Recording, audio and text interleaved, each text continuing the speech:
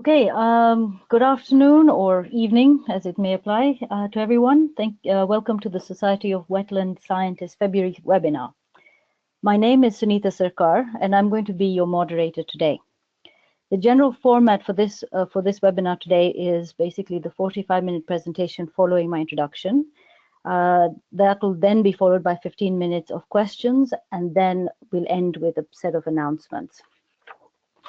Now, one of the things that's really great, which has just come up recently, is that the SWS webinars have now been pre-approved by the SWS Professional Certification Program and is applicable for 0.06 continuing education credits that can be applied to your professional wetland scientist certification application or renewal. So as a reminder, if you want participation certificates, you need to request them. For that, you can contact the SWS staff. And if you're interested, certificates are also available for those who watch webinar recordings. So anyone who's watching it after the fact. All webinars are recorded and archived for complimentary viewing by members on our past webinars website, which is indicated here. Now, before we get started, I'd just like us to get familiarized with the GoToWebinar system. If you haven't seen this already, on the right side of your screen, you'll see a pane similar to this, and that's the control panel. Now, at the top is the audio pane, and that you can adjust here the audio by using your telephone or computer speakers. Everyone is on mute, so this is just to listen in. At any time during the presentation, you can type your questions into the question panel. That'll come to me, and then during the question period, I will be actually speaking on behalf of yourselves, the questions to the presenter, who will then answer you. If you would like a copy of today's slides, please find a PDF in the handout pane of the control panel, which you can then just download. Now we'd like to ask you to take a moment to complete the evaluation survey. Now this will just pop up at the end of the webinar automatically. And in addition, we encourage you to use the hashtag SWS webinar on Twitter to tweet about today's webinar. So I'd like us to first test the question pane and at the same time get some demographics by having everyone please type the state or country that you're participating from so that I can see where the participants are from. So far I have from Florida, North Dakota, Colorado, Idaho, New York State, Kentucky, Utah, Vermont. And that's great. So quite a few from all over the United States. That's excellent. Anyone that I missed that may be from international? I don't know. No. Okay. So now that we have the logistics out of the way, I'd like us to start with our webinar for today. It is with great pleasure. It is with great pleasure that I welcome today's presenter, Dr. Fred Ellery. Fred has repeatedly said that there is nothing that he would rather do than to wander through and think about a wetland. His curiosity and enthusiasm about these ecosystems are epitomized in his research, teaching, and learning over the length of his career. As a young scientist, he and his wife Karen worked in a remote part of the Okavango Delta in northern Botswana, which is an arid country north of South Africa. As part of a fairly small multidisciplinary research team, he learned to think across temporal and spatial scales and to integrate research findings to develop understanding that he felt was essential if wetlands were to be wisely managed and conserved. More recently, he worked in wetlands in the Greater St. Lucia Wetland Park in northern KwaZulu-Natal in South Africa. He also headed a research program that addressed issues related to wetland rehabilitation in South Africa, where the state actually substantially funds wetland restoration nationally through an expanded public works program. Since moving to Rhodes University in the Eastern Cape province in South Africa about a decade ago, he has worked on smaller wetlands, particularly those occurring on an ancient erosion surface where wetlands are tens of millions of years old. So maybe we can have another presentation about that later on from Fred. So Fred is well known nationally, and in fact, I personally referred a lot to his work whilst I was doing my studies. And he has also international links with scientists in Australia, Europe, and North America. He is currently a joint chairperson of the international chapter of SWS and his responsibilities are in promoting the activities of the Society in Africa. So join me in welcoming Fred, who I'll now turn things over to. Fred? Lovely. Thank you, Sunita. It's really a great pleasure to be a part of this webinar, and I must thank Kara and Sunita for making me feel so at home with the technology and making me feel so comfortable in taking this webinar forward. So thank you to both of you. So the Okavango is a very large freshwater wetland in a dry land. And for that reason, it's rather intriguing because one would expect a large wetland like this in a dry land to be very prone to salinization. So that was one of the key things that we've investigated during our research that we've done there. And I must thank a small team of scientists who have worked with me because it's our work that we're really presenting today. So this is a satellite image of Southern Africa, and you can see the Okavango Delta very clearly in the Southern African landscape. It has the appearance of an outstretched hand. It covers an area of something like 15,000 square kilometers. So it is a very large wetland, certainly by Southern African standards. And the remarkable thing about it is that it occurs in the semi-arid northern Kalahari environment, where atmospheric demand for water outweighs the inflow of water by several times. So it is remarkable having this large wetland within the Southern African landscape. This slide shows the geological and geomorphological history of the Southern African landscape. In the top right of this image, you will see a caricature of the supercontinent of Gondwanaland. So the supercontinent broke up, and at the end of the breakup of Gondwanaland, the whole of Southern Africa was surrounded by a very large marginal escarpment. That escarpment, that's now known as the Great Escarpment, was much closer to the sea subsequent to the breakup of Gondwanaland. And at that time, the whole of Southern Africa comprised an internal drainage basin, which meant that all the rivers flowing in that landscape never ever flowed into the ocean. A limited number of rivers have eroded through that marginal escarpment and drain the Southern African interior. So the Orange River drains the central part of Southern Africa, the Limpopo River drains the northern part of Southern Africa, and the Zambezi River has been very aggressive in eroding and draining a large part of the Southern African landscape. But the important thing is that the last remaining part of that internal drainage basin is the Kalahari Basin that is indicated in brown in this image. And you can see that the Okavango Delta forms a very important component of the last remaining portion of the large internal drainage basin that characterized Southern Africa subsequent to the breakup of Gondwanaland.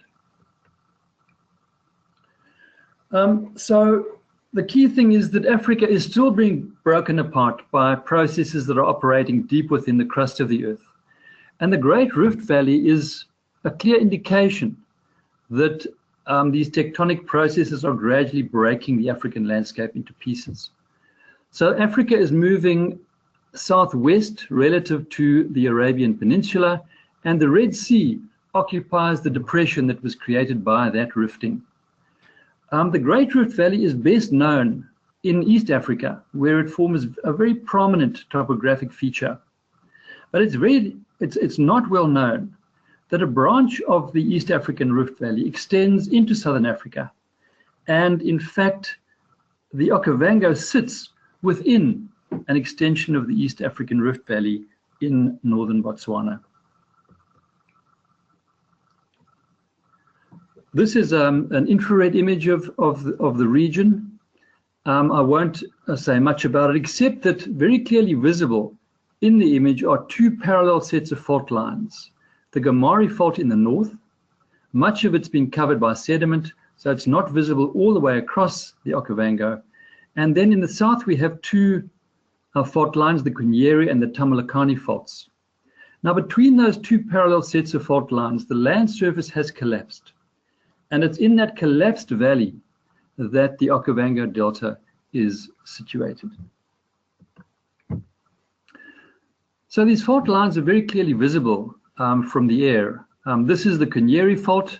The Kanyeri Fault separates the land that sits within the depression created by rifting, and the land in the foreground sits within that depression and is flooded seasonally by the flood waters of the Okavango.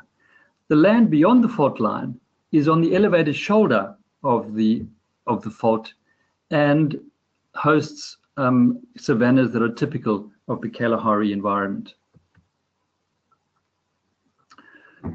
So where does the Okavango get its water from if it's situated in a semi-arid environment? This map shows the rainfall distribution in southern Africa, and it also in yellow shows the catchment of the Okavango Delta. The catchment is situated in the highlands in central Angola, where the rainfall is in excess of 1,400 millimeters per annum, and runoff that's generated from that rainfall drains in a southeasterly direction and supplies a large volume of water to the Okavango Delta itself. So this is a map of the Okavango, and I'm going to talk about a number of features of the system, mainly to familiarize you with what the system is like. So the Okavango River enters Botswana at the town of Mahembo, and in its upper reaches, it's confined within a fairly narrow valley in a region that's known as the Panhandle. Downstream of the town of Saronga, the Okavango River divides into a number of distributary channels, and I'm going to mention a few of these by name because I will refer to them during the talk.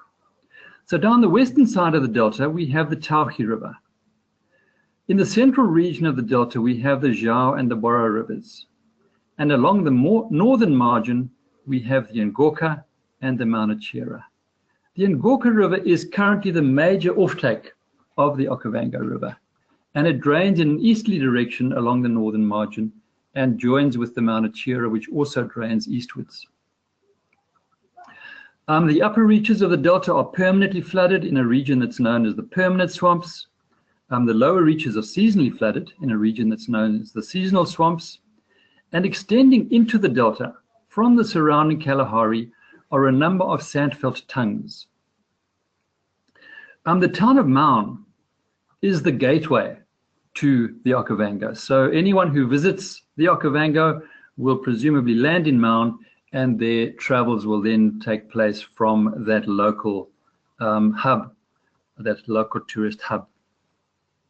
The only river to flow out of the Okavango is the Batete River. And the Batete drains in an easterly direction, but it never ever reaches the ocean. So in the next few slides, I'm going to take you on an imaginary tour through the delta, just to give you a sense of what the ecosystem is like. So these two images are taken from the Panhandle. On the bottom left, we have the Okavango River. You can see it's an extremely sinuous river. At this location, it's about 100 meters wide. And if you landed a boat on the edge of the channel and went for a walk, you would sink down to your waist or your chest in water. So the area surrounding the channel is permanently flooded to a depth of 1 meter, and it's dominated by the giant sedge Cyprus papyrus. On the top right, you can see the Okavango River flowing past an island. The Okavango River at this location is eroding the island, and in the background you will see the emergent plant, a papyrus, growing in the background there. These two photographs were taken in the permanent swamps. On the left, you'll see a juvenile crocodile that's resting on an organic mat that's risen from the bed of the lake in which this mat is floating. And on the right, you'll see the Maunachera River, and behind that is the island where I lived with my wife for 1.5 years while we both did research in the Okavango Delta itself. These two photographs are taken in the seasonal swamps. You'll see on the right-hand side, there's a very distinct zonation of vegetation that characterizes the landscape and reflects variation in the depth of water. So in the deeper water, you have floating leaved plants, in this case dominated by the water lily, and where the water depth gets shallower, you have emergent vegetation, in this case dominated by a species of wild rice, Oryza longistaminata, and then on the islands you have these tall woodlands in habitats that are never ever flooded. The seasonal swamps are far more hospitable to human habitation than the permanent swamps, and these are the areas where people live. In this case there's a homestead, but often there are small villages that are situated within the seasonal swamps. And the local people derive their livelihoods from hunting and fishing and a small amount of agriculture that happens within the seasonal swamps. And then finally, these sandfelt tongues. On the left, you can see a spectacular Mapani woodland. Mapani is a well-known savanna tree that dominates the savannas of the northern parts of the Kalahari. And on the right, we have an image of the Batete River. So the Batete River is the only river to flow out of the Okavango, and it's a very small river. You can see here it's fairly wide, but it's very shallow enough so that you can drive across the river. The Batete River seldom flows for more than a few months a year, and it can be dry for many years in a row. So it is a very small river compared to the Okavango River that enters the Okavango wetland itself. Right, so this diagram really captures the hydrology of the wetland. In blue, I've shown the seasonal distribution of rainfall. Now, the rainfall pattern applies to the whole of the Okavango as well as its catchment. So rainfall is in the southern summer. Peak rainfall is in January. It takes about 2 to 3 months for the water that falls in the catchment to arrive at the town of Mahembo at the inflow. So peak inflow is during the month of April. So if you calculate the time that it should take based on the current velocity in the channel, you would arrive at a figure of roughly 2 months. So the delay is really a consequence of the distance of the catchment away from the inflow to the delta. Now the outflow is somewhat different. The peak outflow occurs in the month of August. Now in this case, the water has to travel just 250 kilometers. And the reason that there's this 4-month delay in the arrival of the flood wave is simply because most of the water that flows through the Okavango Delta flows through the back swamps, where the current velocities are very, very low. You'll also note that the amount of water leaving the delta is much, much less than the amount of water entering the delta. So most of the water that enters the delta is lost within the ecosystem. So this simply illustrates the fact that channels get narrower and narrower as you go downstream. In the panhandle, they are between 130 and 150 meters wide, but as you go downstream onto the Angola River, the channel width declines to about 35 meters. Channel width declines because water is continually lost from the channels to the surrounding wetland.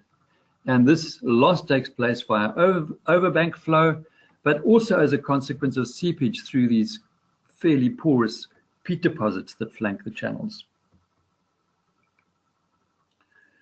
So these two images are of the Okavango River on the bottom right and the Angola further downstream. Both of these channel systems are dominated by the giant sedge Cypress papyrus. So papyrus is a remarkable plant because it exists as a semi-floating mat. And because of that, it is not affected by seasonal or longer-term changes in the elevation of the water surface.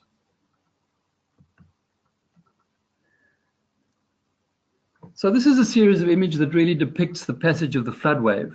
And remember that the wet season is January and February, but what you'll see very clearly is that the flood wave and the maximum extent of flooding happens in the dry winter season. So you'll have a month-by-month account of flow through the wetland. So January, February, March, you can see the flood wave is now starting to arrive and the extent of inundation is increasing. The maximum extent of flooding is August or September, and following that, the flood wave retreats as a consequence of evapotranspiration or water loss from the wetland. So to look at the water budget, the units here are in thousands of millions of cubic meters per annum. I won't repeat that again, but the inflow brings in 10.1. Rainfall contributes a further 6.1. The total inflow to the delta is about 16.3 times 10 to the 9 cubic meters.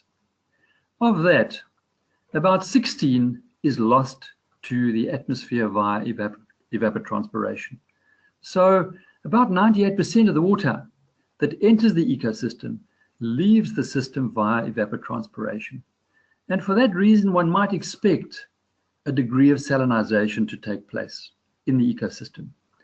Only 0.23 leaves the system as surface outflow, and there is no inflow via groundwater inflow, and there doesn't seem to be any loss from the ecosystem via groundwater outflow. So this is the complete water balance. Right, so we've spoken about water. I'm briefly going to talk about sediment. And for the purposes of this discussion, it's useful for us to distinguish between clastic and dissolved sediment. So clastic sediment is the sand and the silt and the clay that is transported by streams. And it's useful for our discussion to distinguish between suspended load, in other words, clastic sediment that is transported in the water column, as opposed to bed load, where the sediment gets rolled or bounced along the bed of the channel and spends most of its time on the bed. Dissolved solutes either enter the system as nutrients. These solutes are typically limiting to plant growth and typically include nitrogen and phosphorus. The rest of the solutes I've termed detrimental solutes. These are solutes that are present in the water in concentrations that are higher than is taken up by plants and is therefore not limiting, they're not limiting to plant growth.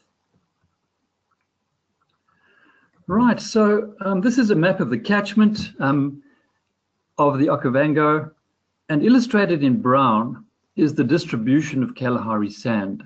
Now, Kalahari sand is made up of fine sand and comprised entirely of the mineral quartz.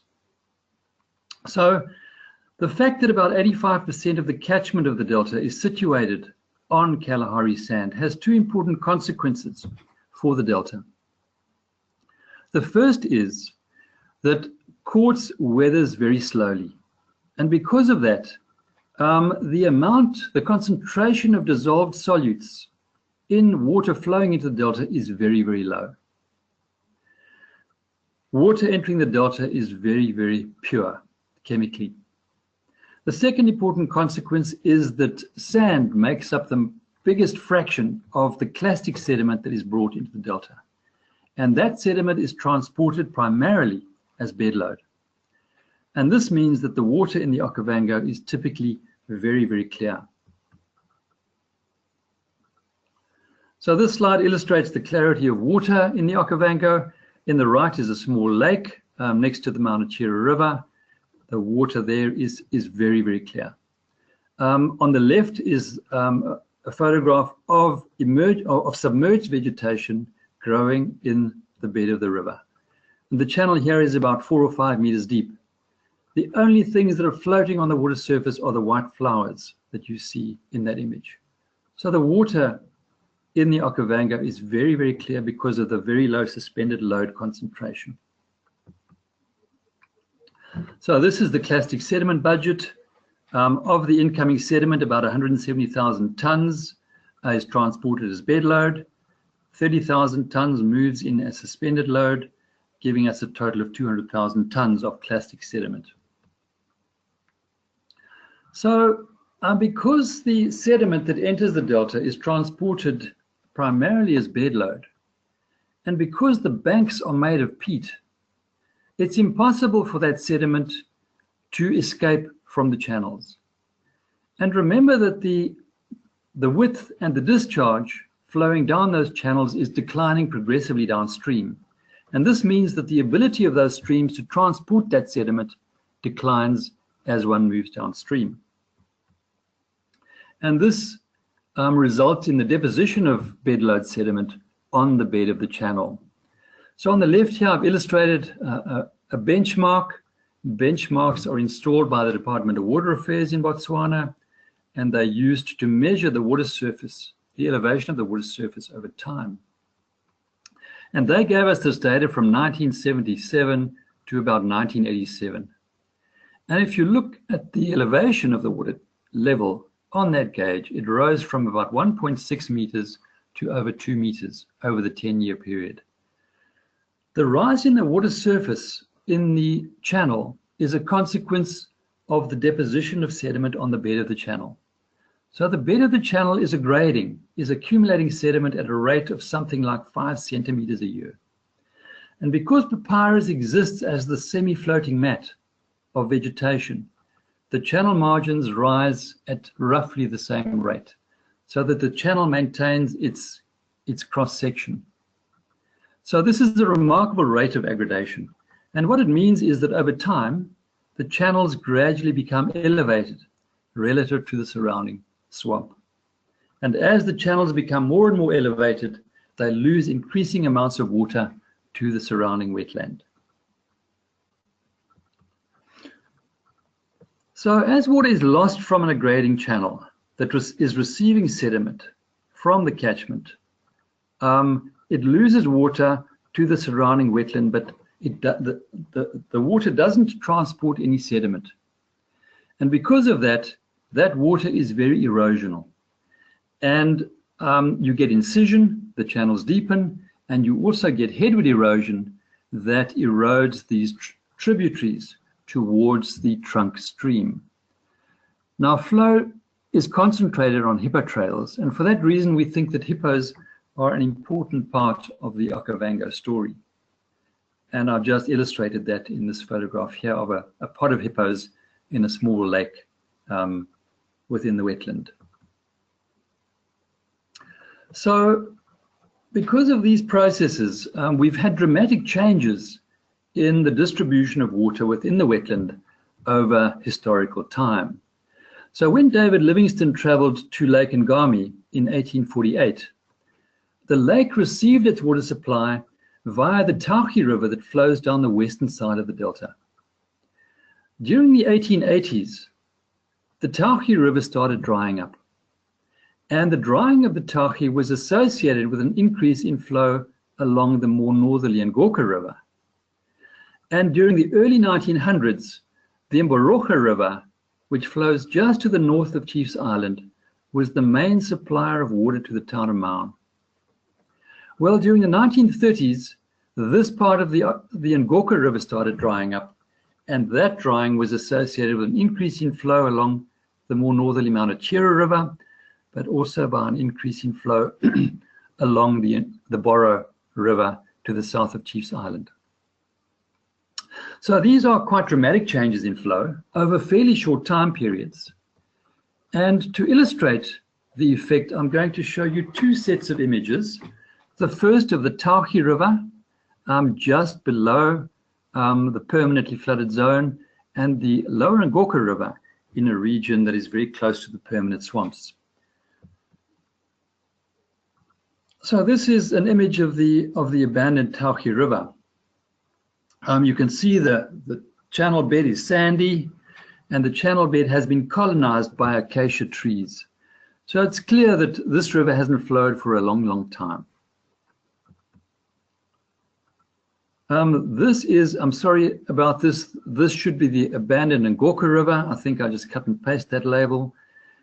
This is an aerial image of the abandoned Angola River, and all that you can see there is a sinuous, sandy channel bed that is surrounded by a rather flat and featureless plain. What's also interesting is that you can see a hippo trail that must have come from the surrounding back swamp and led into the main trunk stream. So based on work that we've done, we think that this is a modern analog for what I've just shown you in the previous image. The trunk stream, in this case the Maunachira River, and a hippo trail coming from the back swamp into the main Maunachira River. So the changes in flow that are happening are really quite dramatic, and they transform permanent wetland habitats into complete drylands. So this map illustrates the abandonment of the Thaoge River, of the Angola River. The Angola River, you can see, flowed from the west, and it used to connect through to the Mboroka River, which was the main supplier of water to the town of Maun.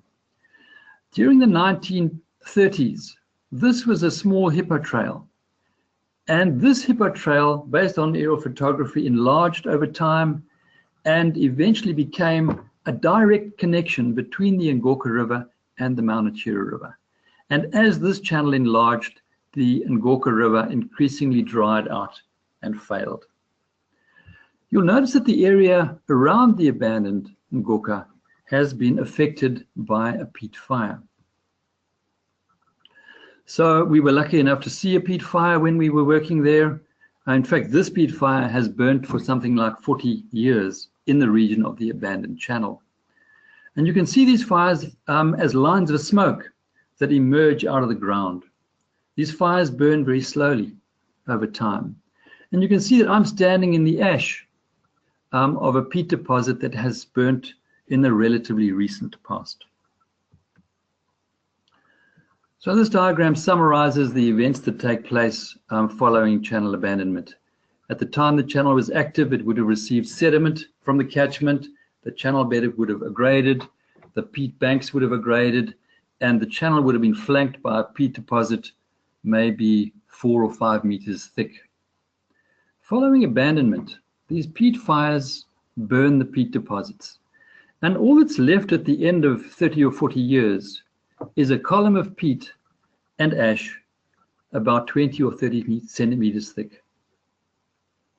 Obviously, these peat fires don't affect the sandy channel bed. And at the end of this whole process, the channel bed remains as an elevated topographic feature surrounded by a lower lying flat and featureless plain.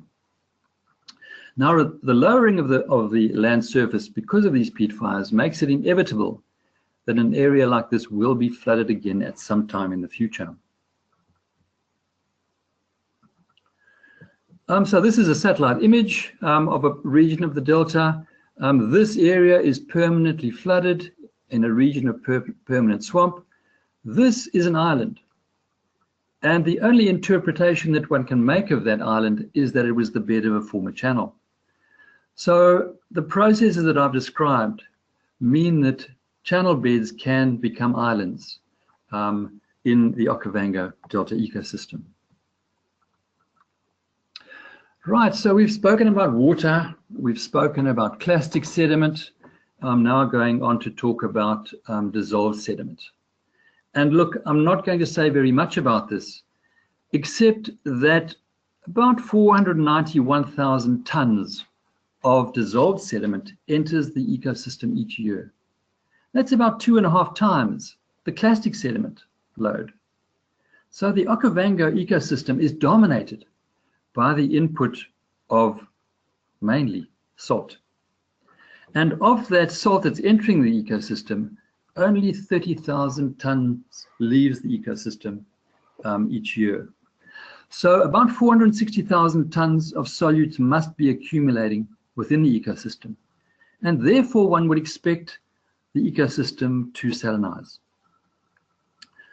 But this is not the case. The salt content in the surface water only increases by a factor of 2, despite the massive accumulation of salt within the ecosystem.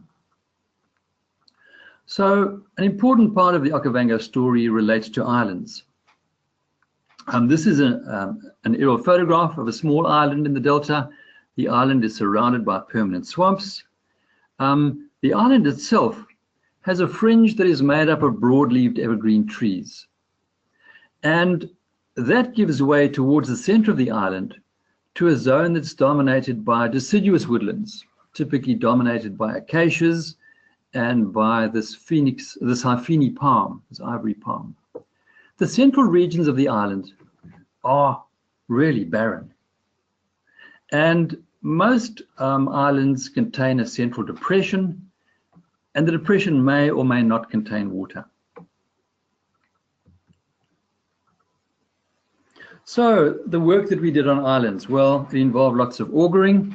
We would auger a series of holes in an island, and as we augered, we would collect samples at something like 1/2 meter depth intervals, and we would always auger to below the water table. And once we got to the water table, we would measure the depth to the water table, and we would collect a sample of the water, and we would take those soil samples and the water samples back to the lab for analysis. And all of this work was always done in conjunction with detailed topographic surveys so that we could tie in the elevation of the island surface and also the elevation of the groundwater. And we could relate it to the elevation of the water in the surrounding swamp. So these are a series of cross-sections across an island that we studied in detail, one of the islands that we studied in detail. And there are a few things that I'd like you to note. The first is that woody species are confined to the edge of the island. The second thing I'd like you to notice is that the elevation of the groundwater table beneath the island is always lower than in the surrounding swamp. And this means that water must continually flow from the swamp towards the center of the island. The third thing I'd like you to note is that the island has a sort of atoll shape. It has a rim of high-lying ground surrounding a central depression. And this is typical of islands throughout the wetland. And then let's just take a look at the chemistry. You'll notice that sodium is concentrated at the center of the island and at the soil surface. Calcium and magnesium are concentrated near the edge of the island. And in fact, the high concentrations of calcium and magnesium correspond with these regions of high elevation near the edge of the island. And then lastly, if we look at the electrical conductivity of water, this is a swamp water sample. These are all groundwater samples. So the conductivity of groundwater increases dramatically from the edge of the island towards the center. Note that this is plotted on a log scale. So if one assumes that water in the center of the island is derived ultimately from water in the surrounding swamp, one would have to enrich that water about 180 times. In other words, you'd have to take 1,000 liters of water and evaporate it down just to 5.5 liters in order to retrieve this conductivity profile that is typical of most of the islands. Okay, so the presence of sodium carbonate in the system is very, very clear.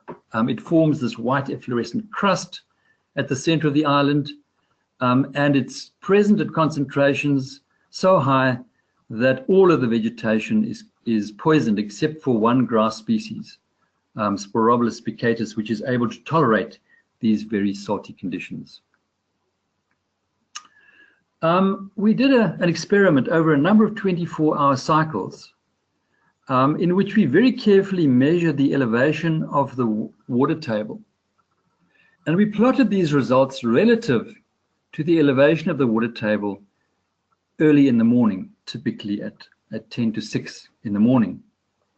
And you'll notice that during the day, at the edge of the island, the water table drops by something like 6 or 7 centimeters. But at the center of the island, the water table hardly changes at all.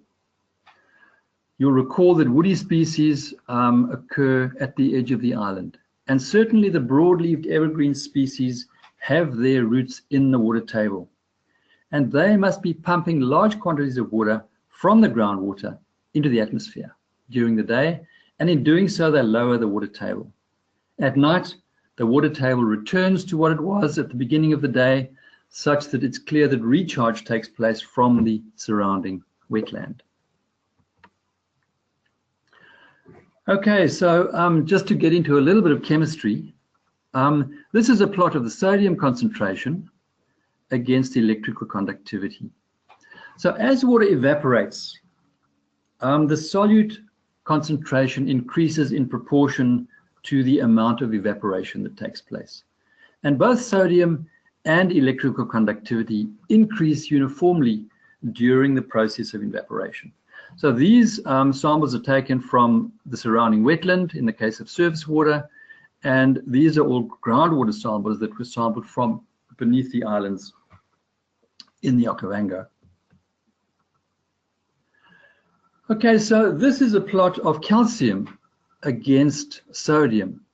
So sodium is really our index of how much evaporative transpiration, water loss has taken place. And one would expect calcium to increase as evaporation took place. But we don't see that.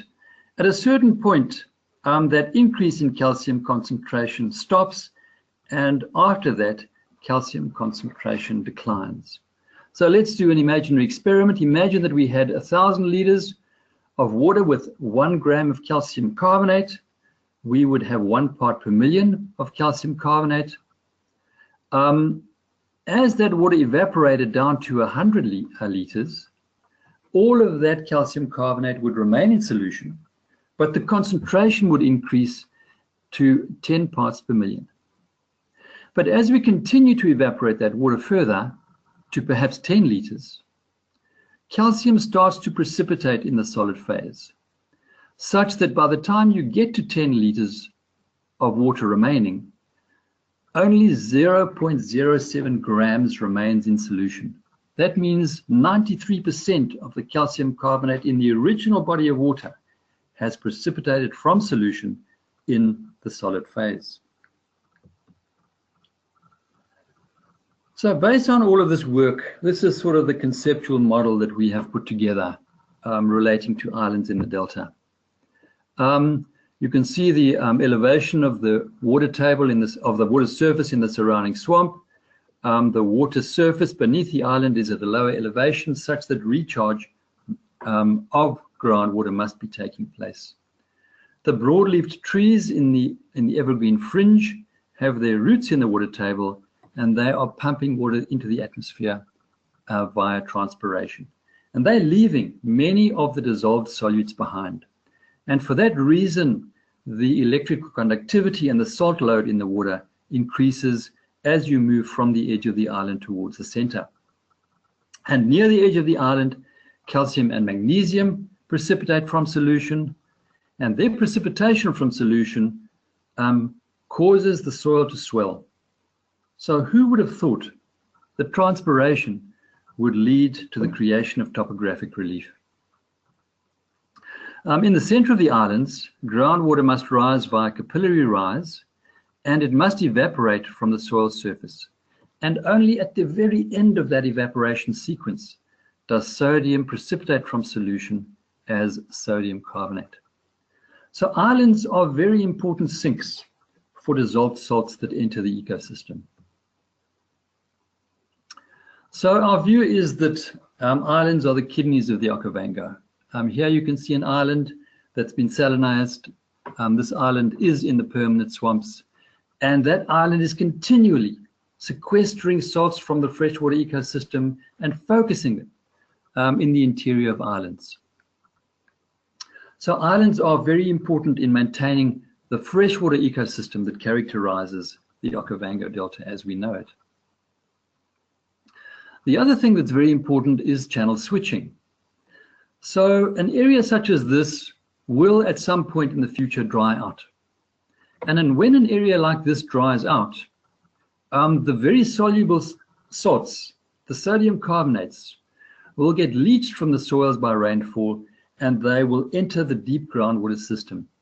So we think that the Okavango is really a lens of fresh water that floats atop an extremely saline, deeper groundwater. But the key thing is that the surface water and the ecosystem remains remarkably fresh in this semi-arid environment. So I hope that I've given you some insight into what the Okavango Delta is like and how the Okavango Delta works. I've included my email at the bottom of that slide, so that should anyone wish to contact me about this presentation, please feel free to do so. So thanks very much for joining us. I'm very grateful to all of you.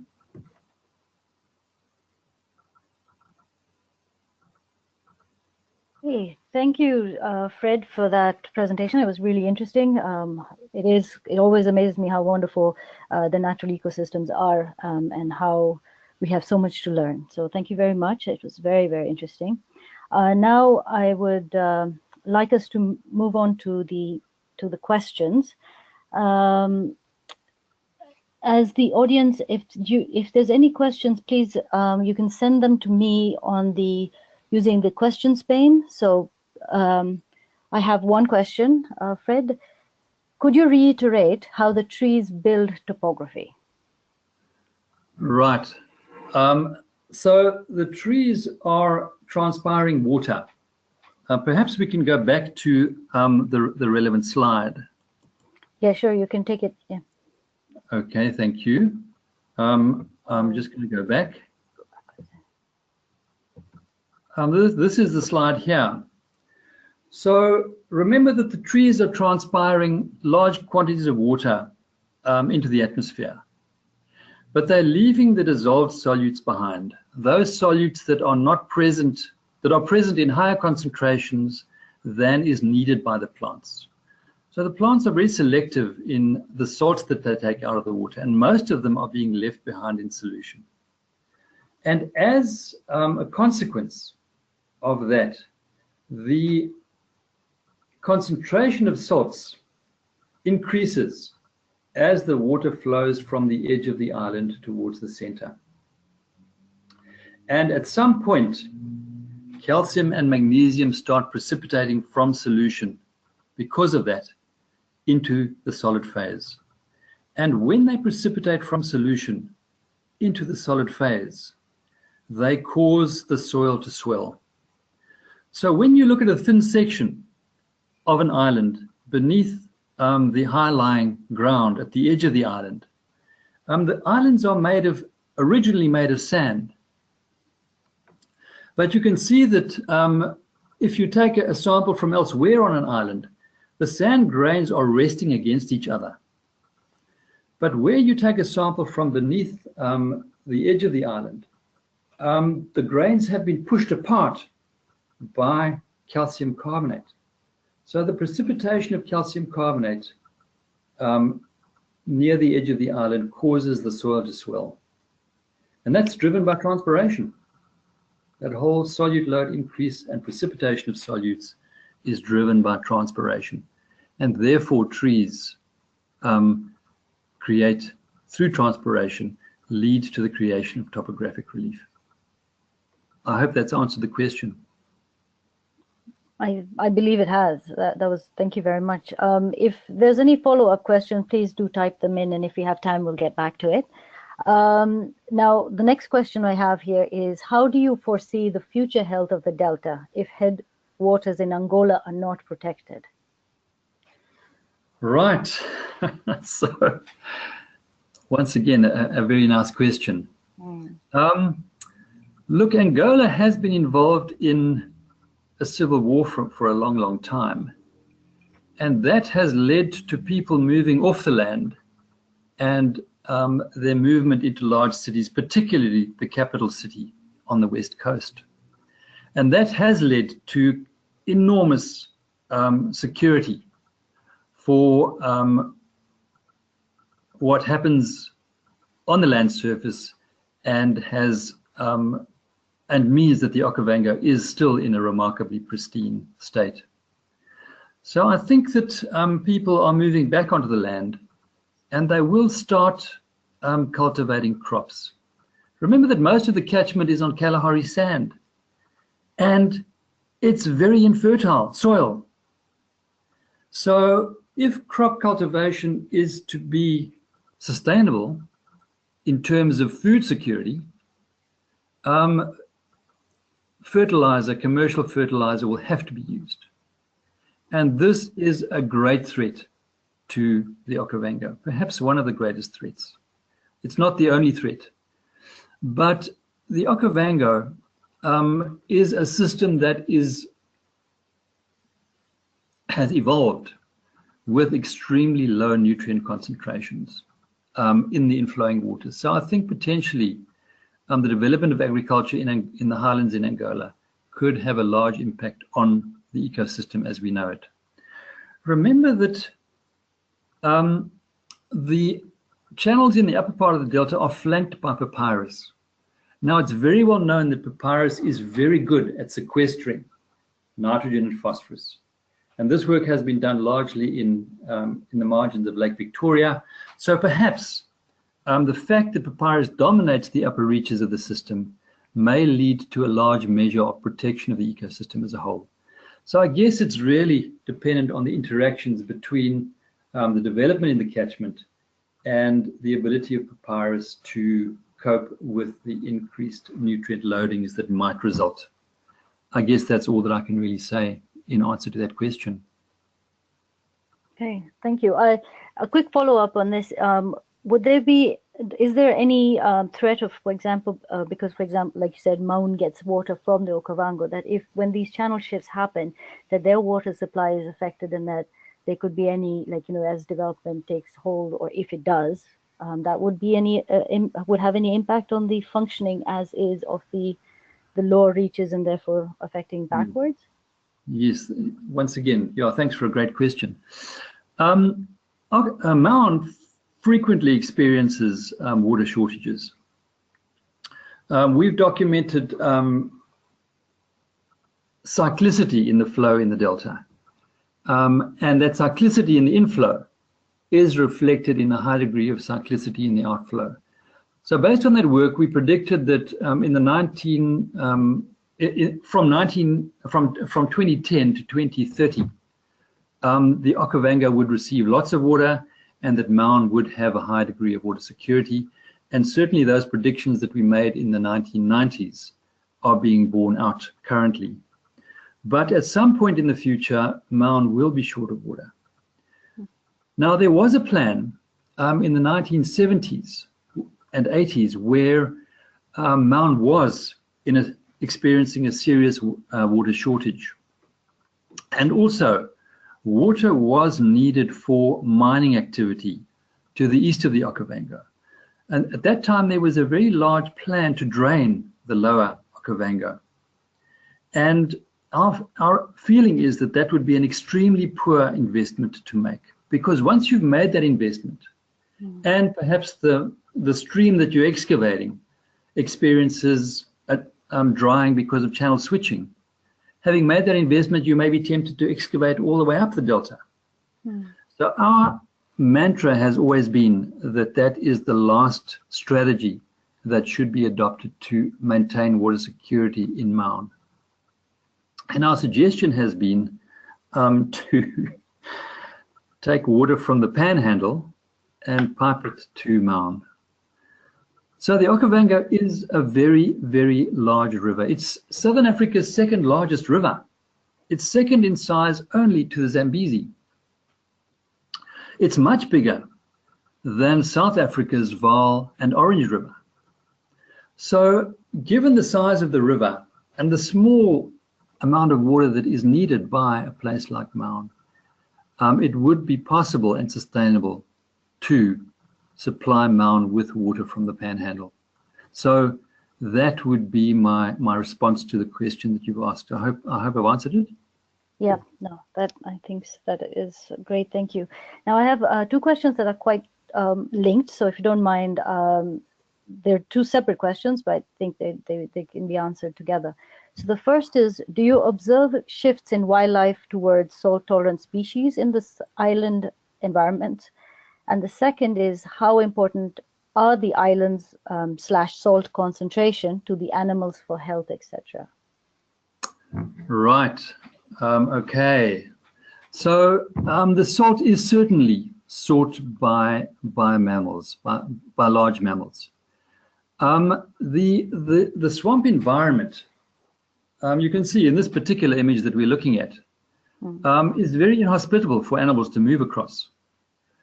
So only large mammals can really move through these wetlands. And by large animals, I mean elephants and perhaps buffalo.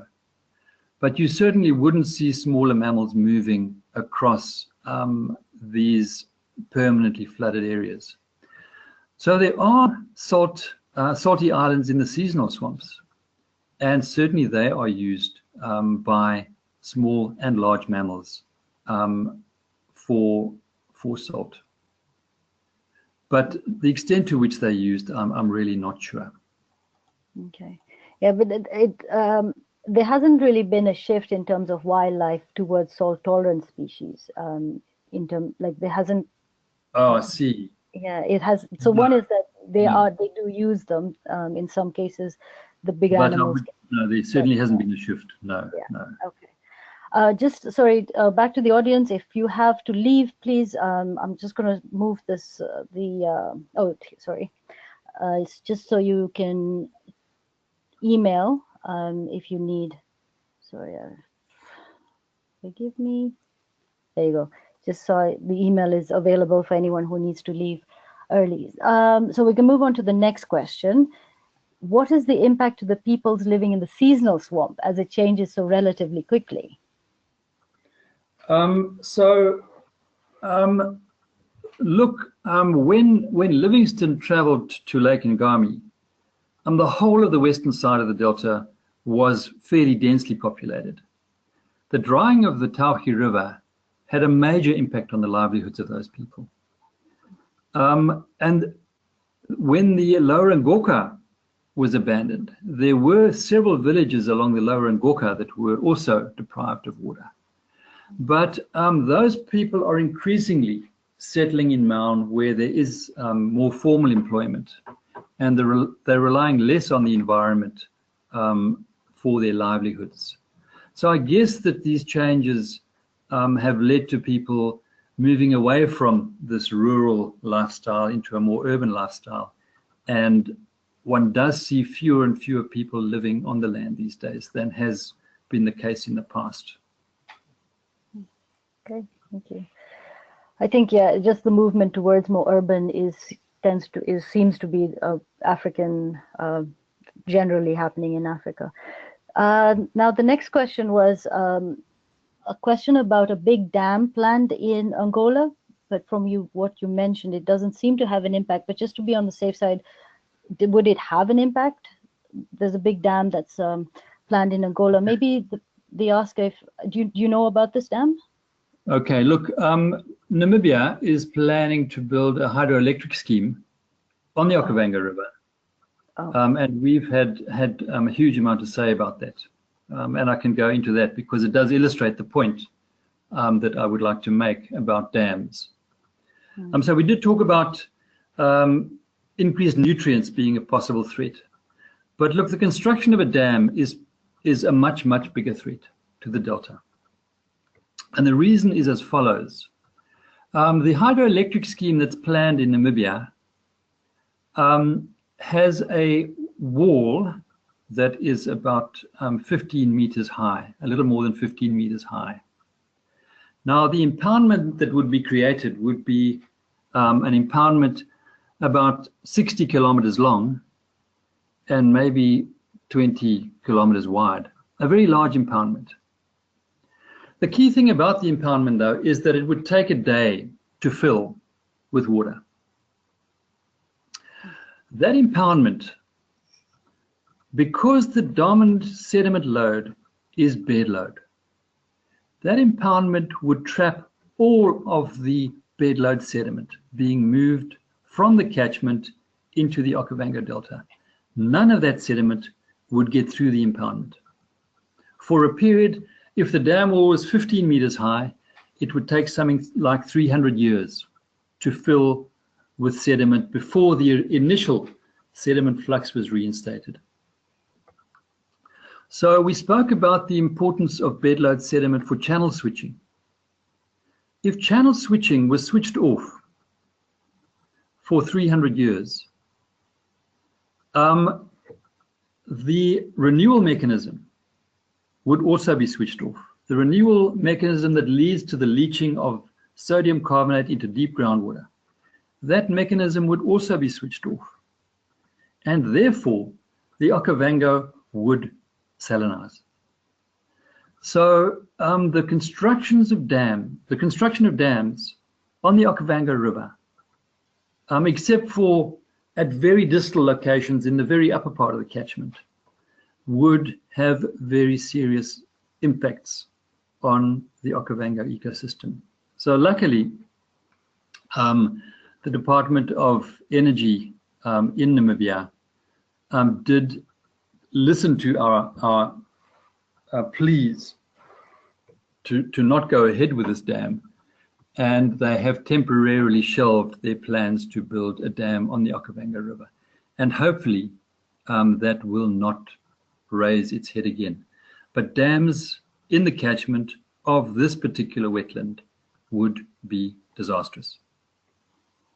Right. Thank you, and I'm glad to hear that there's been at least they've been a bit sensible about that, because yes, dams can be very problematic. Now, related to this question, I to some extent, I have two questions about the islands.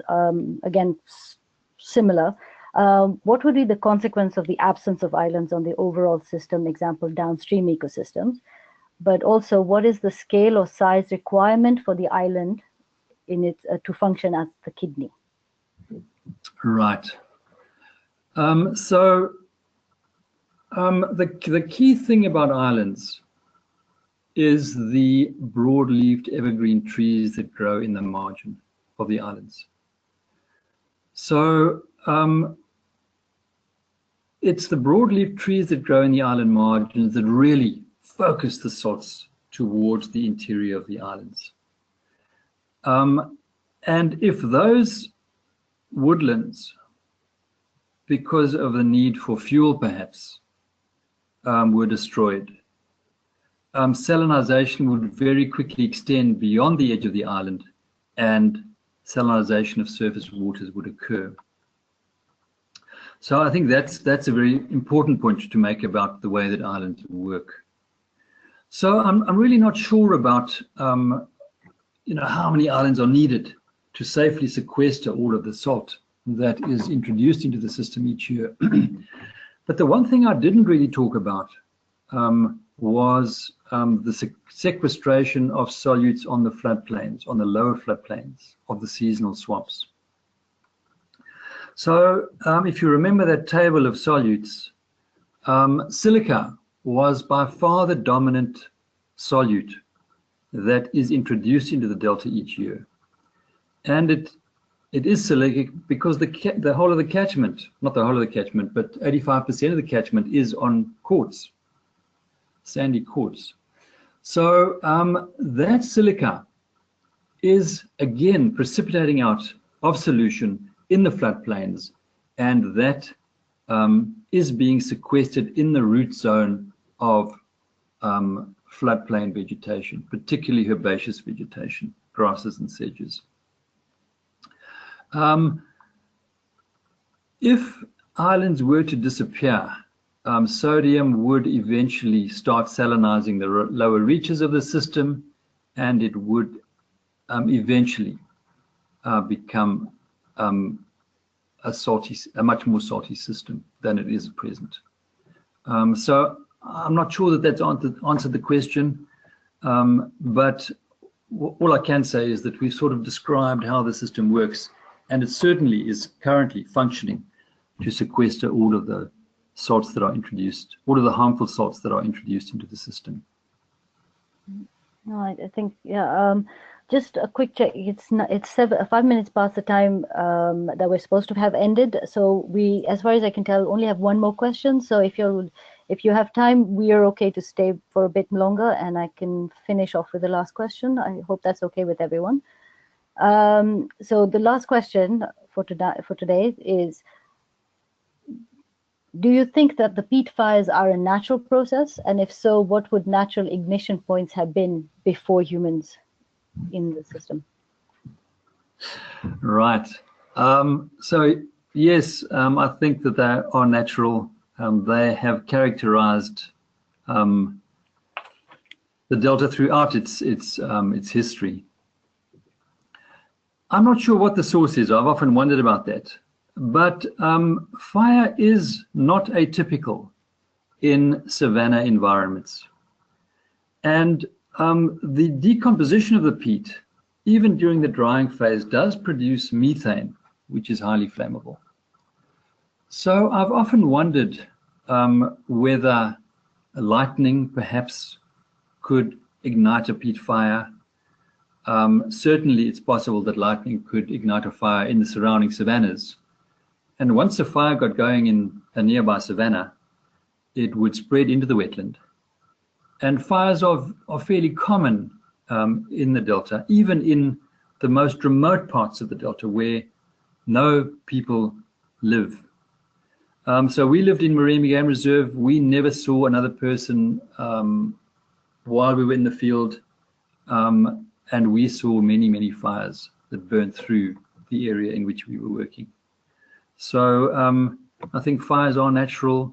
And once a surface fire gets started, it's inevitable that a drying peat deposit will start burning. So I think they're natural. Right. Well, we do have one audience member who says that first thanks you for your presentation, which somebody else who's left the meeting has also thanked you for your presentation, Fred, and says that in southeastern US fires are common in the pine flatwoods and are started by lightning. So yeah, it's probably lightning, or just the fact that you have methane there and it's quite hot. So the combination. So I think as far as I can tell, those were all the questions that were there. And again, another thank you to you, Dr. Ellery. I want to thank you, of course, for your information, for the information that you shared with us, and to all of the audience who attended for their insightful questions and for being here. And I hope, obviously, that everyone, or it seems like everyone has enjoyed the webinar, and I think we've gained a lot of knowledge as a result. So now I'd like to invite you to actually mark your calendars for the next webinar, which will be held on March 15, 2018 at 1 p.m. Eastern, that's the US time. So we hope to see you there. We're always looking forward we're always looking for future webinar presenters and topics. So if you're interested in presenting an SWS webinar, or you have a topic that you have interest in and would like to see us cover, please indicate this in the evaluation survey that I mentioned earlier that you will receive after the conclusion of the webinar, or you can contact SWS headquarters and just email them and share your ideas with them. Next, is soon to be coming up on May 29th to June 1st is the 2018 annual meeting for SWS, and this is going to be held in Denver, Colorado. Registration is now open, so you can register at the swsannualmeeting.org. There's also the SWS Youth Art Contest, and we ask you to please submit your children's artwork to the contest, and we'll be accepting artwork from February the 2nd to the 2nd of April, and you can learn more from the sws.org website. So to end, I'd like to thank you again, Fred, for taking time out of your busy schedule to present on the SWS webinar, and again to thank all the audience for attending. And we hope that you can all join us for the upcoming webinar in March. So I wish you all a good rest of the day. Thank you.